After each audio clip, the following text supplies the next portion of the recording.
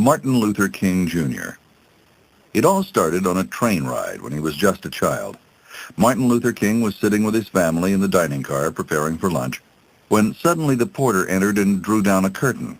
The curtain was to separate black diners from white diners and to prevent the whites from even having to look at what they called the Negroes.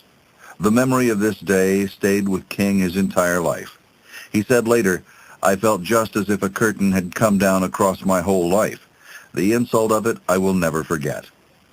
Martin Luther King dedicated his life to tearing down curtains that separated and restricted the black race throughout America, and especially in the South. These curtains deprived blacks of equal education and legal rights, of social privileges, of career opportunities, and of their basic dignity as human beings. In a courageous campaign that was cut short after 13 years, King used his eloquence and passive resistance to achieve civil rights for the poor, disadvantaged, and racially oppressed in the United States, and restore moral integrity to all its citizens, any color or class. He was one of the greatest defenders of human rights in the history of the world. The train ride he took as a little boy was the first time Martin Luther King fully realized that he was a second-class citizen in his country simply because of the color of his skin. But there would be many more experiences to follow. He had an even more vivid memory of a bus ride taken when he was a teenager in Georgia. He and his teacher were traveling from Macon to Atlanta when the bus driver suddenly stopped and ordered them to give up their seats to white passengers who had just boarded. "We didn't move right away," said King. "The driver started cursing us out. I decided not to move at all, but my teacher pointed out that we must obey the law. So we got up and stood in the aisle the whole 90 miles. It was a night I'll never forget. I don't think I've ever been so deeply angry in my life." It was not this bus ride, however, but another bus ride in December of 1955 that would change King's life and the course of American history. Mrs. Rosa Parks, a seamstress in Montgomery, Alabama, had put in a full day of work and followed it up with some Christmas shopping. She was tired and her feet hurt. She paid her fare, climbed into a big orange bus, and collapsed into her seat with a sigh of relief. At the next stop, 4 white passengers boarded and noticed there were no more empty seats. Rosa Parks was black, and the law in Alabama stated that black passengers must give up their seats to whites if so directed by the bus driver. First, the driver ordered 3 other black passengers to give up their seats. They obliged. This sort of thing happened all the time, and they were used to it. But when the driver ordered Mrs. Parks to stand, she did the unthinkable. She refused. She'd paid the same fare as the white people, she said. Why should she have to stand? It wasn't a planned political statement. Mrs. Parks said later her only reason for refusing was that she was so tired and her feet were so sore. The bus driver called a policeman who took Parks to the city jail, where she was fingerprinted, photographed in a mugshot, and fined $10. The trial would come later. This little bus incident, not even the first of its kind, sparked anger and rebellion among blacks throughout the city. It represented to them hundreds of years of prejudice and oppression. It had been almost a century since the Civil War, and still blacks in America didn't share the rights of white people. In the South, they ate at separate restaurants, went to different schools, drank from separate water fountains, and even swore oaths in court on a separate Negro Bible. Few of them voted because they were first required to pass a difficult reading test and pay a poll tax, which many couldn't afford. They could not obtain decent educations, jobs, or housing. The Rosa Parks incident meant a great deal more than the arrest of one black woman who refused to give up her bus seat. It symbolized the pervasive tyranny of whites over blacks in the entire country. At the time Mrs. Parks was carted off to the city jail, Martin Luther King was a 27-year-old minister of the Dexter Avenue Baptist Church in Montgomery. He was known only to his congregation, but soon he would be known to the whole world. The night of the Parks arrest, King and other ministers, among them the Reverend Ralph Abernathy and Edward Nixon, met to decide a course of action. They agreed that for one day they would call on all black citizens in the city to boycott the bus system as a demonstration of protest. Since blacks made up 3/4 of the city's passengers, the plan had the potential to seriously damage the company's business. But King was unsure how many blacks would respond to the boycott. His hope was that at least half would participate. Quickly, the group of ministers, who had named themselves the Montgomery Improvement Association, began to print and distribute leaflets. The leaflet said, "Don't ride the bus to work, to town, to school, or any place on Monday, December 5th. On that morning, King and his wife Coretta rose early, eager to see how many people would respond to the leaflets. King watched as 3 buses passed his house. The first one was empty, and the second and third were almost empty. He ran out, jumped into his car, and began driving around Montgomery. Everywhere he saw empty buses. He also saw black people walking, sharing cars, and even riding horses and mules. Anything but riding buses. The boycott had been 90% effective. The boycott of buses in Montgomery, Alabama didn't last one day or even 1 week. It went on for 382 days, well over a year. During that time, King and the other ministers held meetings in their churches where they urged people to be peaceful, to remain calm, but not to pay a cent in bus fare until the company agreed to give blacks equal seating rights to whites.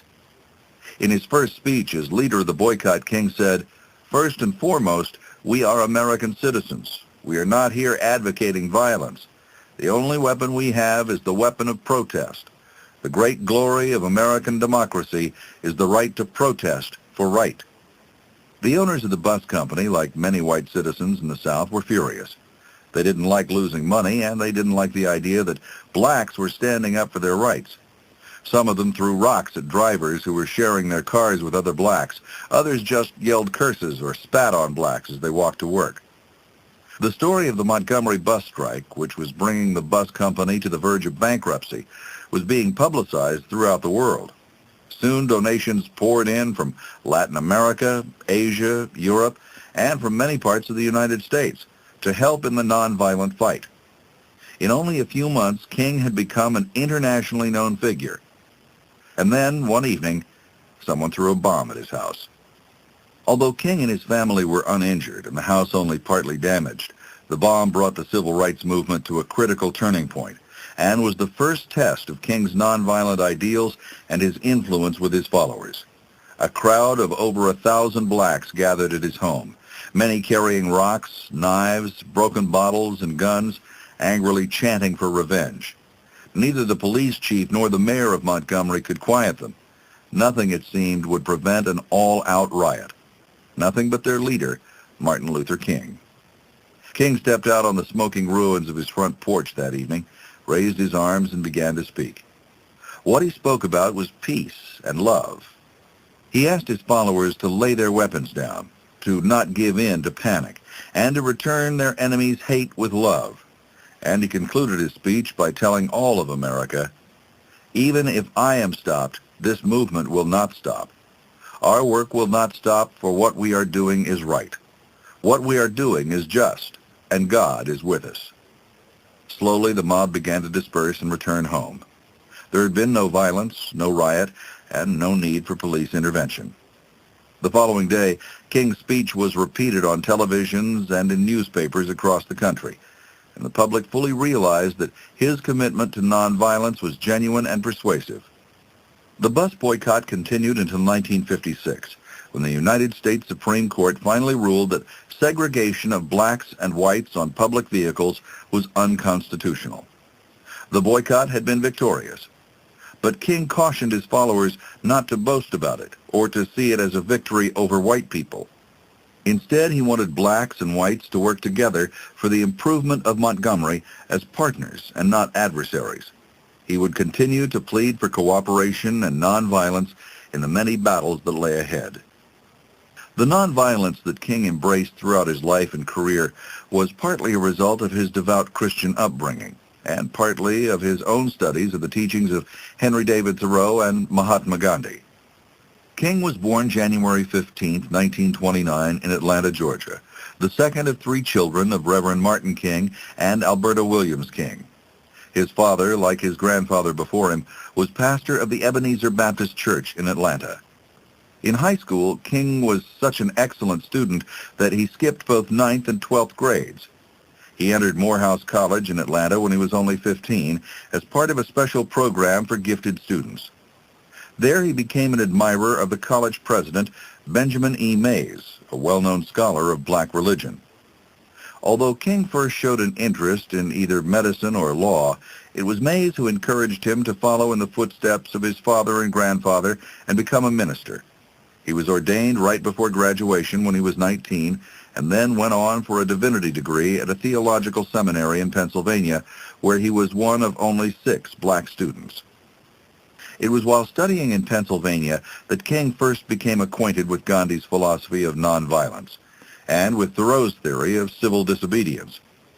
Both believed that an unjust law should not be obeyed, even if that disobedience resulted in imprisonment. They also believed that a man lowered himself by hating his enemy, and that there should be no retaliation or revenge for evil acts. King was especially interested in Gandhi's doctrine of satyagraha, which literally means holding to the truth, but which came to represent steadfastness in adhering to nonviolence. King always said that he got his regulating Christian ideals from his background, and from Gandhi I learned my operational techniques. King was elected president of the student body at the seminary and graduated with the highest honors in his class. After that, he went on for his Ph.D. in theology from Boston University. While studying in Boston, King met Coretta Scott, a music student and talented soprano from Marion, Alabama. They were married in 1953 when King was 24. The Kings had 4 children, Yolanda, Dexter, Martin, and Bernice. Coretta King was always actively involved in the civil rights movement her husband founded and continued with that work after his death. When he was 25, King accepted his first pastorate at the Dexter Avenue Baptist Church in Montgomery, where he was serving when he helped begin the bus boycott that followed the arrest of Rosa Parks. At the time, he'd been a resident of the city for less than a year. One of the reasons his fellow ministers suggested he take leadership of the boycott was that he hadn't been in town long enough to make too many white enemies. After the bus boycott, King and his associates established the Southern Christian Leadership Conference, or the SCLC, as a base for nonviolent marches, protests, and demonstrations for civil rights. They unanimously named King president. In 1958, when he was 29, he wrote his book entitled Stride Toward Freedom, the first of numerous books that described his work and ideals and offered questions and solutions to the problems of the civil rights movement. After the SCLC had been launched, King moved from Montgomery to Atlanta, where he felt he could devote more effort to his work, and became co-pastor with his father of the Ebenezer Baptist Church. King traveled and spoke extensively, and put the energy of the SCLC into voter registration drives throughout the South. He visited India, where he met with Prime Minister Nehru and other followers of Gandhi, and came back more convinced than ever that nonviolent resistance was the strongest weapon against oppression. By 1960, the movement for civil rights, under his leadership and inspiration, had spread to hundreds of cities and into the very fabric of American society. Blacks across the South began sitting at lunch counters and entering other facilities that had been refused to them. King himself was arrested along with 33 young people protesting segregation at a lunch counter in an Atlanta department store. Even though the charges were dropped, he was sentenced to prison on the pretext he had violated probation on a minor traffic offense. There was national outrage at this disregard for legal forms and anger at President Eisenhower for failing to intervene. The man who finally did intervene was the Democratic presidential candidate John F. Kennedy. His act was so widely publicized in the black community that it's believed it contributed substantially to his slender election victory only 8 days later. Although King and Kennedy were always friends, in the early 60s, King became frustrated with what he saw as President Kennedy's lack of effort for civil rights. With his associates in the SCLC, he decided to launch massive demonstrations to protest racial discrimination in Birmingham, Alabama, one of the most segregated cities in the South. King planned his campaign in Birmingham carefully. He enlisted 200 people who were prepared to go to jail for their cause, and he held several meetings with black leaders in the city to discuss strategy. In the spring of 1963, the protest was ready to begin. Black men, women, and children marched up and down the city streets of Birmingham in a peaceful protest against racial discrimination. Police used dogs and powerful fire hoses to drive back the unarmed protesters, including the women and children. Water gushing at full pressure from the hoses washed protesters down entire city blocks and pinned them against walls. All over America, citizens watched on their television screens as innocent blacks were pummeled, forced to the ground, cornered by snarling, fanged police dogs, chased by armored cars, and beaten. And they saw that none of the protesters, not one, fought back. When they raised their arms, it was only to cover and protect their faces. Because of the heavy news coverage, there was a national outcry against segregation and police tactics against protesters. And King began to emerge as a national hero. Soon afterward, President Kennedy proposed his wide-ranging civil rights bill to Congress. In the Birmingham March, King was arrested and put in jail, along with 3,300 other demonstrators, including hundreds of school children. From his prison cell, King wrote his famous Letter from the Birmingham Jail, a response to white clergy who had criticized his use of demonstrations. He wrote in part, "You may well ask, why direct action? Why sit-ins, marches, and so forth? Isn't negotiation a better path? You are quite right in calling for negotiation. Indeed, this is the very purpose of direct action. Nonviolent direct action seeks to create such a crisis and fosters such tension that a community which has constantly refused to negotiate is forced to confront the issue. It seeks so to dramatize the issue that it can no longer be ignored. We know through painful experience that freedom is never voluntarily given by the oppressor. It must be demanded by the oppressed." After Birmingham, the legions of civil rights workers swelled by thousands. Ministers, priests, and rabbis joined the struggle. There were over 1,800 demonstrations between May and October of 1963 in 40 different states and the District of Columbia. Student groups sprang up across the country, and whites of every class volunteered their time and money for the cause. The cause required more and more courage as the civil rights movement gained momentum. King's dignity was constantly challenged, and his safety was always in doubt.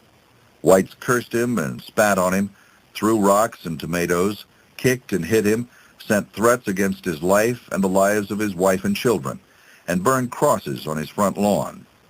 He was once stabbed in the chest and physically assaulted on 3 other occasions. In a motel room in Florida, 3 shots were fired into his room. 15 times he was thrown into jail.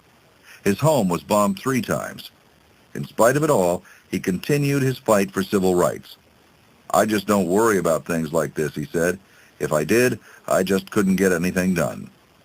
He taught his followers the techniques of passive resistance, how to remain immobile when being beaten or arrested, and how to remain calm when mobs called them names or threw things at them. He led peaceful marches against all-white schools, restaurants, movie theaters, and other public facilities that discriminated against blacks. Arm in arm, he sang with the blacks and whites who joined his marches the anthem of the civil rights movement, "We Shall Overcome." After he'd been released from prison in Birmingham, King began thinking about a plan for drawing together the many different forces struggling for peaceful change, and a way to dramatize to the nation the importance of solving the racial problem. His solution was a march, one of the most memorable marches in human history. The March on Washington in 1963 was intended on a practical level to urge Congress to pass Kennedy's Civil Rights Bill. The response was unlike anything in history. Over 250,000 Americans, many of them white, gathered at the Lincoln Memorial on August 28 to hear King's stirring "I Have a Dream" speech, which so eloquently defined the moral basis and the hopes of the civil rights movement. They came from every part of the country, on foot, in buses, in planes, and on trains.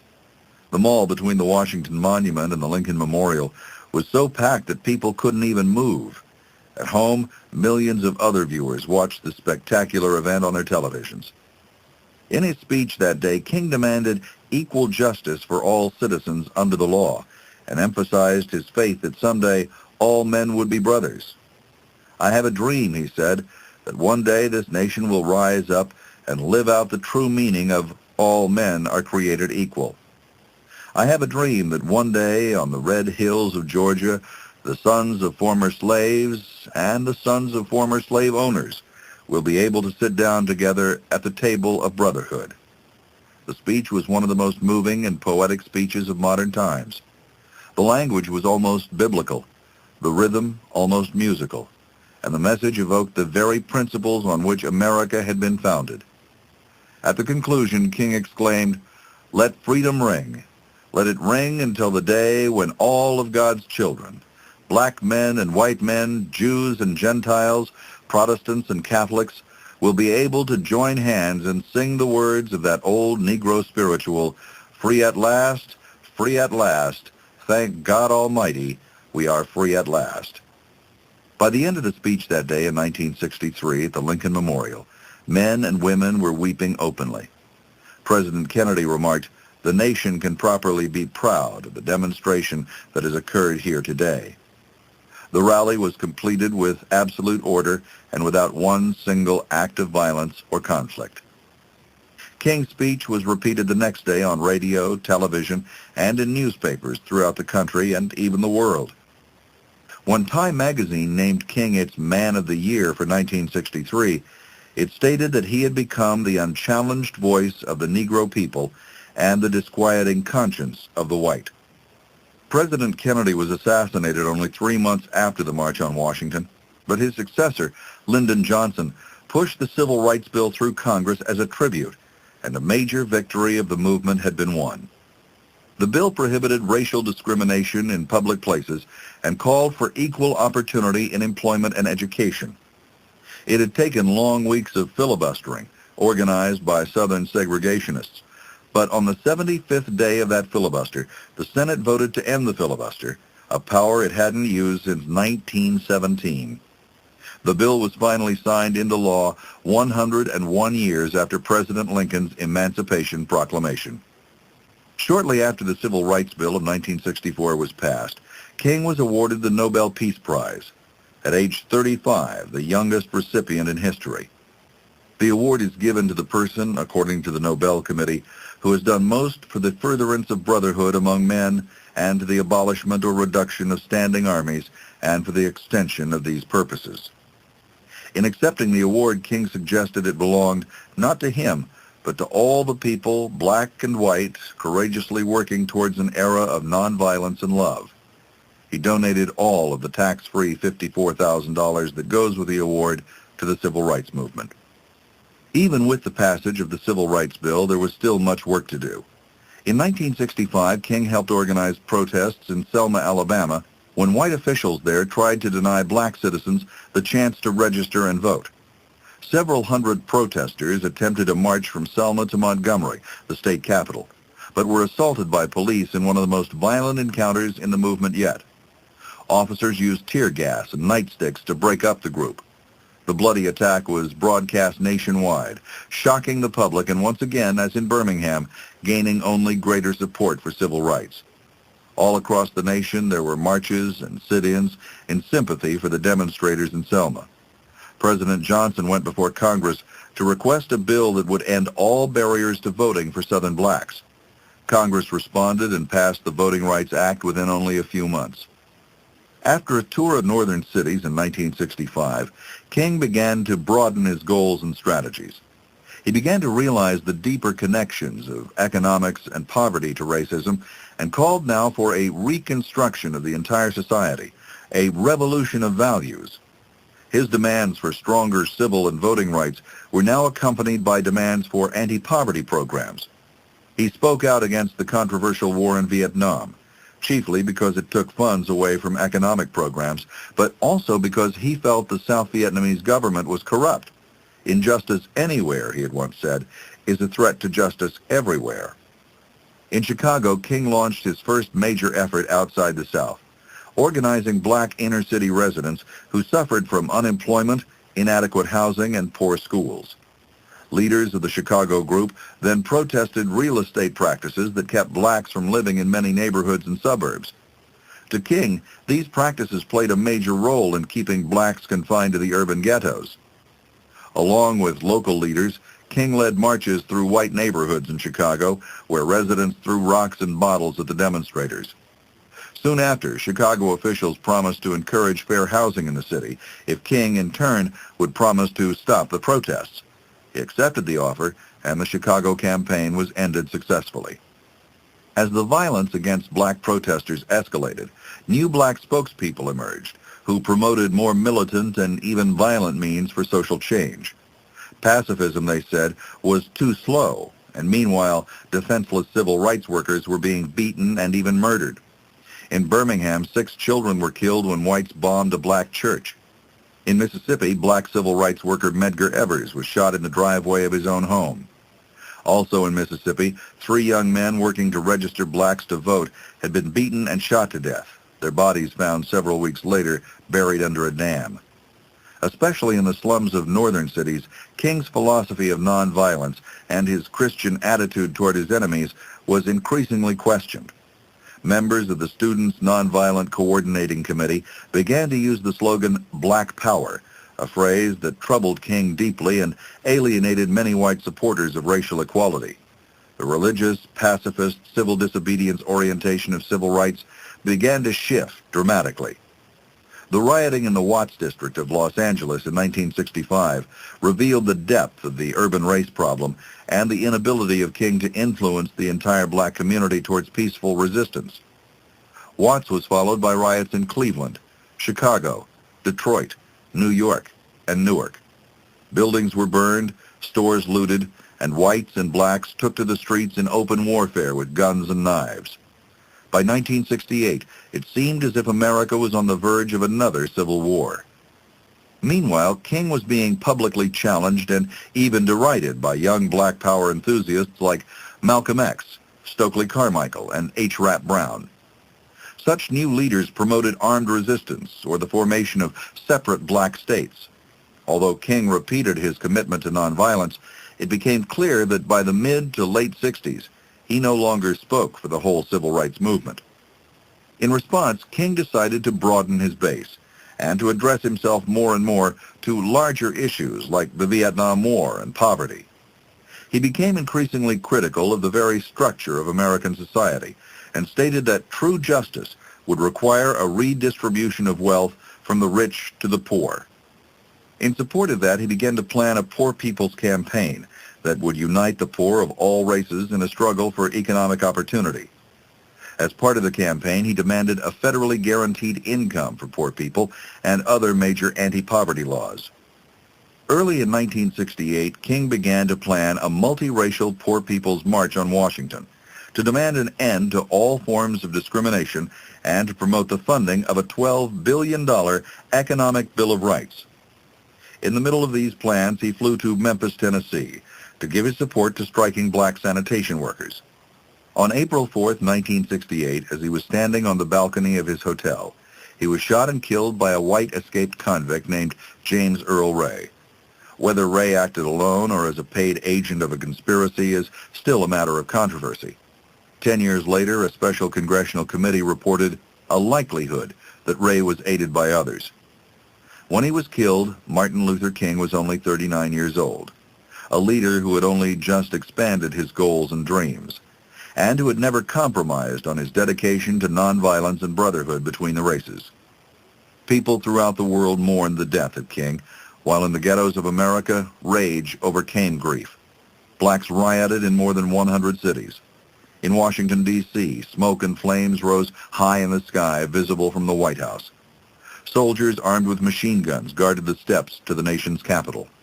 The man who had never wavered in his insistence on nonviolence, forgiveness, and brotherhood was mourned with one of the greatest outbursts of violence in many years. But he was mourned in other ways, too, ways which were a tribute to his work and beliefs. A few months after King died, Congress passed the Civil Rights Act of 1968, which prohibited racial discrimination in the sale and rental of most housing in the nation. King was first buried in a cemetery in Atlanta, but his body was later moved near Ebenezer Baptist Church, where he had served as minister along with his father, and before him, his grandfather. On his tombstone are the famous words from his speech at the Lincoln Memorial. Free at last, thank God Almighty, I'm free at last. Martin Luther King was the very foundation of the civil rights movement through its most tumultuous and effective years during the 1950s and 1960s. At a time when it was desperately needed, he offered Americans a fresh voice, an inspiring personality, and a new doctrine for the struggle for human rights. He achieved the enormous task of turning isolated protests into a nationwide crusade, and won the support of millions of people, black and white, all over the country. Under his leadership, the civil rights movement not only won mass support, but it was able to abolish many laws against integration in the southern states and laws affecting discrimination in northern states. He accomplished all this, in part, because of his magnificent speaking ability, which enabled him to powerfully express the demands of black Americans for social justice. He accomplished it, too, by serving as a constant role model of what he preached: nonviolence, brotherhood, and courage in the face of constant danger and threat of death. He was, beyond everything else, a man of impressive moral presence and a reminder and symbol of America's conscience, a conscience that had been inactive and unheeded for far too long. In awakening that conscience, Martin Luther King served not only black Americans, but all Americans. There are few leaders who have contributed so greatly to the advancement of human freedom. This is the end of the session.